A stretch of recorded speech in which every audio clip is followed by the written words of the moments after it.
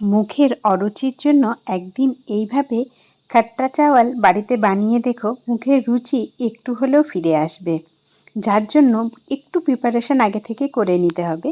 যার জন্য তুমি একটু লেবুর রস, ছোলা বা মটরের ডাল, বাদাম, শুকনো লঙ্কা, কারি পাতা, সর্ষে আর জিরে আর কাঁচা লঙ্কার কুচি আলাদা আলাদা করে এক জায়গাতে নিয়ে নাও। আর ভাতটা অবশ্যই করে রাখতে হবে কিন্তু একটু ঝুরঝুরে।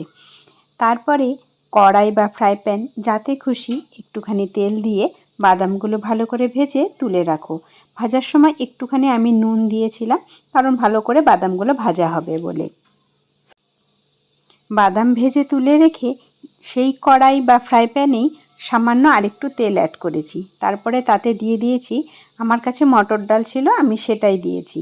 তাতে দিয়েছি কাঁচা লঙ্কা কুচি, সর্ষে আর জিরে, শুকনো লঙ্কাগুলোকে ফাটিয়ে দিয়েছি, আর দিয়েছি কারি পাতা।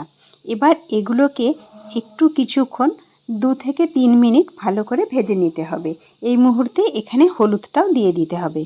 তারপরে করে রাখা ভাতটাকে এই মশলার সাথে মিশিয়ে দাও। এবার এতে পরিমাণ মতো নুনও অ্যাড করো। নুন অ্যাড করে যখন 2 থেকে 3 মিনিট ভেজে ভেজে রেখে দেবে, তারপরে কিন্তু গ্যাসের ফ্লেমটা একদমই বন্ধ করে দিতে হবে। ভালো করে ভাজা হয়ে গেলে গ্যাসের ফ্লেম বন্ধ করে তারপরে অ্যাড করো লেবুর রসটা। লেবুর রসটা কোনো সময়ই জ্বলন্ত গ্যাসের মধ্যে বসানো যখন আছে তখন কিন্তু দেবে না, তাহলে তেতো হয়ে যেতে পারে।